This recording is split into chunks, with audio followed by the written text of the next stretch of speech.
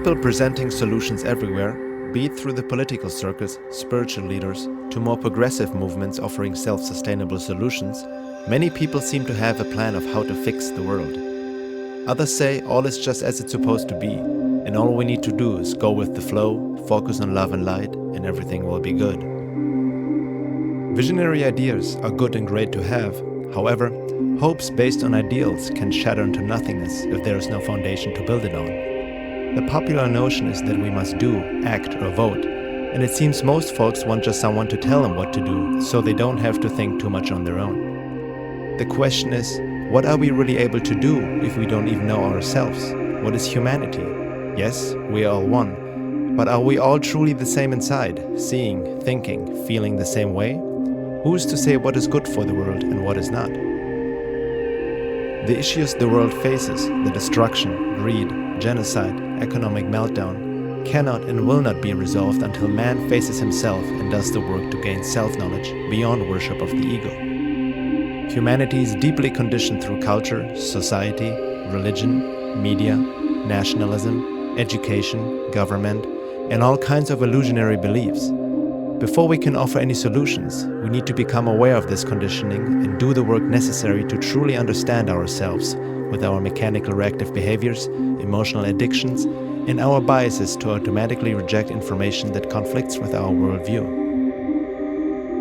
Honest self-work takes effort and courage, as one will have to confront the social conditioning and programming as well as the lies one is telling oneself in order to fit in.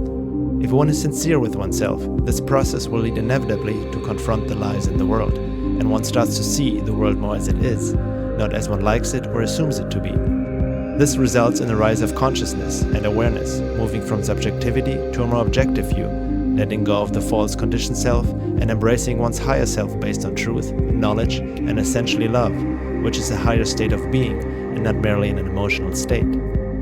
The more we see ourselves and the world objectively, the wiser our choices become, and our resulting actions will have lasting positive impact. This work is to be done within and without, for both are interconnected.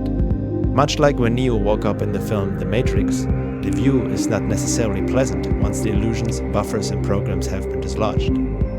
Only truth will set us free. Once we can see, especially the unpleasant aspects of our reality so many people like to ignore, we'll have a better understanding of what to do.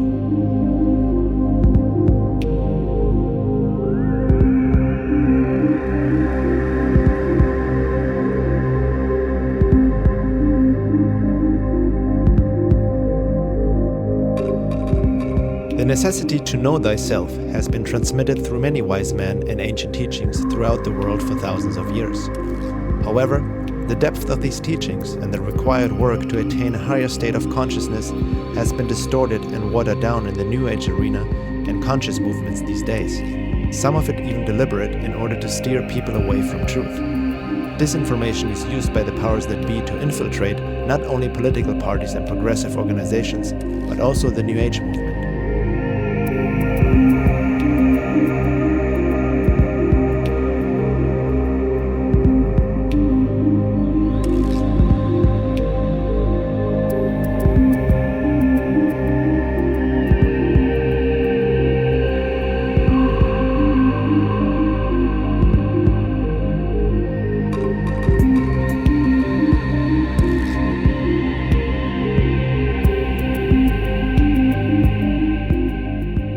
Religion has been used to control society for ages. The New Age movement, with its many distorted teachings, seems to become the new global religion, vectoring people into complacency and conformity with an oversimplified understanding of "we are all one" or "all you need is love."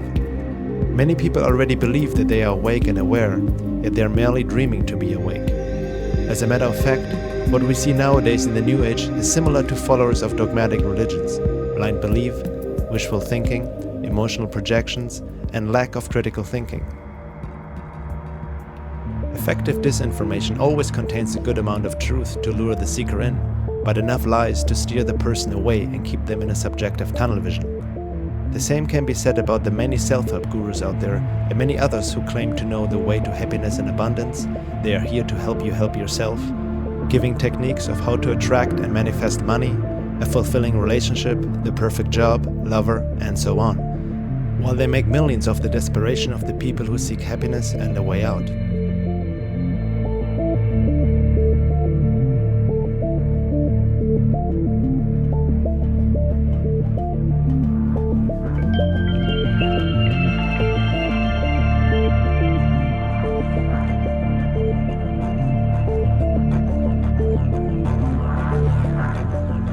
When looking deeper into some of the self-help teachings, one can see that they mostly appeal to the ego with its conditioned desires and buffers.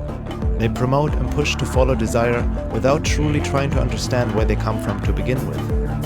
In a sense, what is sold today as spirituality and self-work is quite the opposite of what the classical esoteric traditions have passed down. It is more an escape, another buffer to stop seeing the world and oneself as it is. True self-work is not a walk in the park or about manifesting one's desires.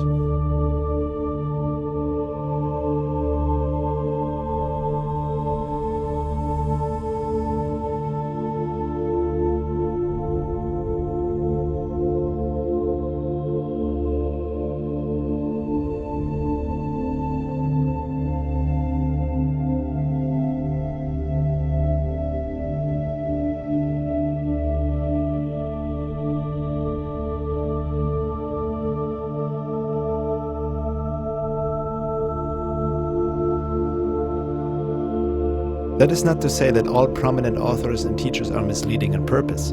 They themselves can be duped and spread disinformation unknowingly, even if their intent is well meant. Most of them have more knowledge about marketing and selling themselves than understanding of spiritual work. It's not black and white, but lies are mixed with truth, so discernment is key. The truth about our world and humanity has been suppressed for thousands of years, and it certainly won't be revealed on Oprah anytime soon.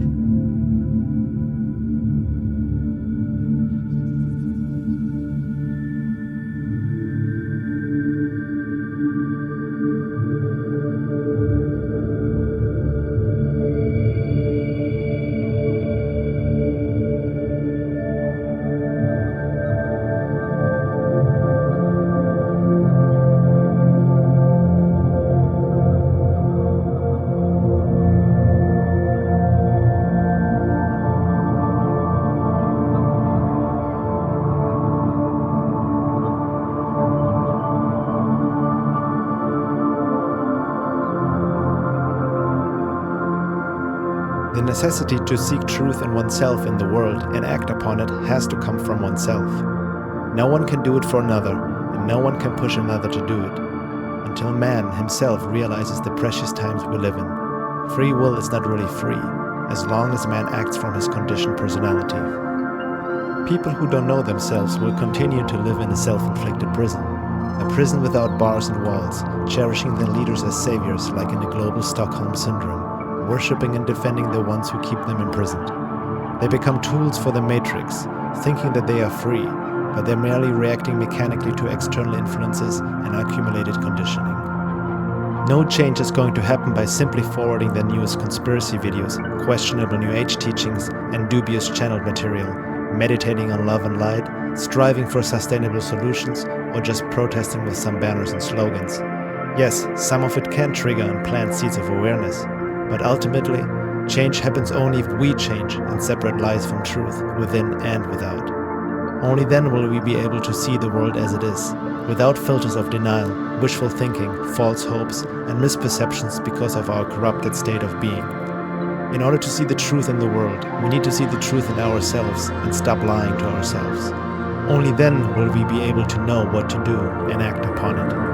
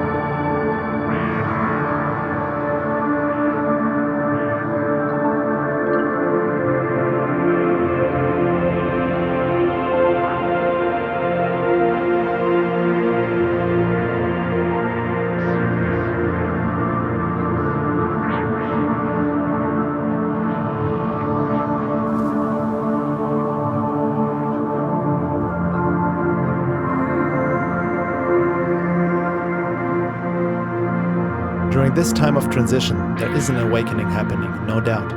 However, we are also in the age of deception, and if people don't know themselves, they will mistake reality for illusion and illusion for reality. The term awakening needs to be carefully looked at, because people can awaken to merely another form of illusion and dream of waking up while still being asleep. On the other hand, self-work can easily turn into a narcissistic activity if one is too absorbed with oneself or has no network that can give objective feedback and mirroring. The solutions presented by various conscious movements these days and other people who have good intentions are not bad in themselves. However, by leaving out the necessary deeper self-work that is needed to truly be the change, nothing will change fundamentally, and so many of those solutions become just castles in the air. It is also the prerequisite to seek truth in the world, for one's perception needs to be clear in order to discern lies from truth. Honest self-work goes hand in hand with looking at global issues that seem to be ignored by many self-proclaimed conscious people who want a better world.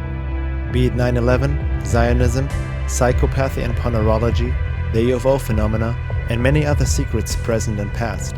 There is still much we have to come to terms with before any form of golden age is going to manifest.